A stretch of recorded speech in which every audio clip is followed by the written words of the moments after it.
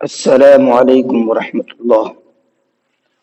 امید ہے کہ سبھی حضرات خیریت سے ہوں گے اور امید ہے کہ آپ سب سیکھ رہے ہوں گے۔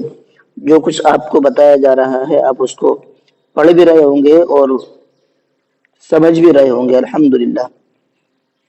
دوسری چیز یہ ہے کہ آپ کو جو سمجھ میں نہ آئے کمنٹ میں پوچھ سکتے ہیں، انشاءاللہ بندہ حاضر ہے، جب بھی آپ کوئی سوال کریں گے تو انشاءاللہ اس کا جواب ضرور دیا جائے گا، ٹھیک ہے؟ تو چلیے آج کی کلاس کو شروع کرتے ہیں۔ آج ہمارا جو سبق رہے گا وہ تختی نمبر 14 ہے۔ تختی نمبر 13 تک ہم پڑھ چکے ہیں۔ اب یہاں پر ایک نیا قاعدہ آپ کے سامنے آیا ہے تختی نمبر 14 میں، رائے ساکنہ و مشددہ۔ اچھا، کہتے کس کو رائے ساکنہ و مشددہ؟ رائے ساکنہ اس را کو کہتے ہیں جس را کے اوپر سکون ہو، جزم ہو، وہ رائے ساکنہ کہلاتی ہے۔ اور رائے مشددہ وہ را جس کے اوپر تشدید ہو، تشدید والی را کو رائے مشددہ کہتے ہیں۔ چلیے قاعدہ پڑھ لیتے ہیں، میں نے آپ کو اپنی طرف سے بتایا۔ قاعدے میں کیا لکھا ہوا وہ پڑھ لیتے ہیں۔ نمبر 1، جزم والی را کو رائے ساکنہ کہتے ہیں۔ جس را پر جزم ہوتا ہے اس کو رائے ساکنہ کہتے ہیں۔ اور تشدید والی را کو، یہ دیکھو را کے اوپر تشدید بن بھی رہی ہے، تشدید والی را کو رائے مشددہ کہتے ہیں۔ ٹھیک ہے، یہ دونوں چیز کلیئر ہو گئی۔ اب ان کا کرنا کیا ہے وہ سمجھتے ہیں آگے۔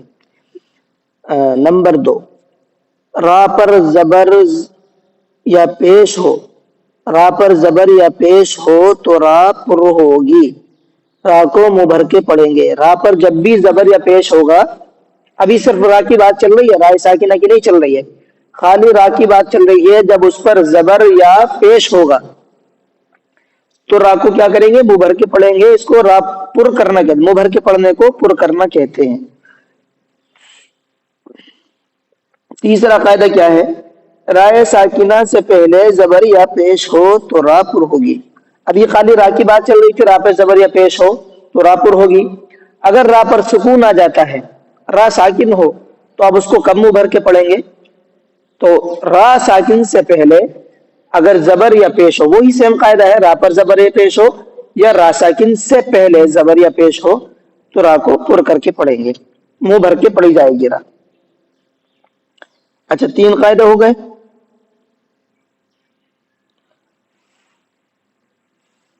ایک چیز یہ قاعدہ جو شروع میں ہم پڑھ کر کے آئے تھے، بالکل شروع میں، وہ شاید کہ آپ کی یاد نہ رہا ہو، یہاں اس لیے انہوں نے ذکر کیا ہے اس قاعدے کو دوبارہ سے۔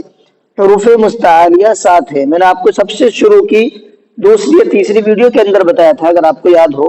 نہیں یاد ہے تو آپ اس ویڈیو کو، میں ڈسکرپشن میں اس ویڈیو کو ڈال دوں گا، آپ وہاں سے اس ویڈیو کو دیکھ سکتے ہیں اور سمجھ سکتے ہیں، ٹھیک ہے؟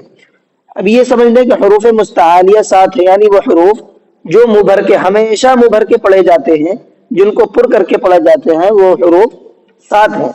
کیا ہیں؟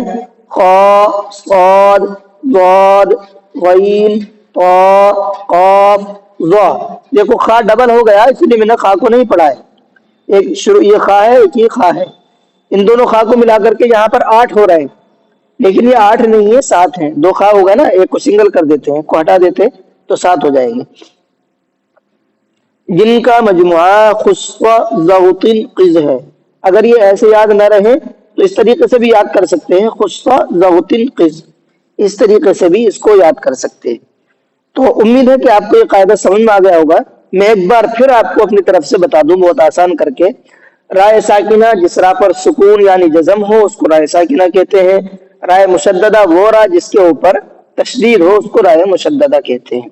یہ بات کلیئر ہو گئی۔ اب را کا کرنا کیا ہے؟ را کو کبھی پر پڑھی جاتی ہے اور کبھی باریک پڑھی جاتی ہے۔ را کے اوپر اتنی بڑی بحث جو ہو رہی ہے، اتنا جو سمجھایا جا رہا ہے را کو، وہ اس لیے کہ کبھی را پر ہوتی ہے، کبھی باریک ہوتی ہے۔ پر کب ہوگی، باریک کب ہوگی، اس کو سمجھانے کے لیے یہ سبق لائے ہیں۔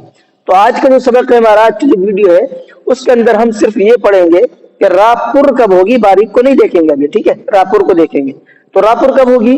را پر جب زبر ہو یا پیش ہو تو را پر ہوگی، یا را ساکن ہو اس سے پہلے زبر یا پیش ہو تو را پر ہوگی۔ ان دونوں صورتوں کے اندر را کو پر کر کے پڑھیں گے۔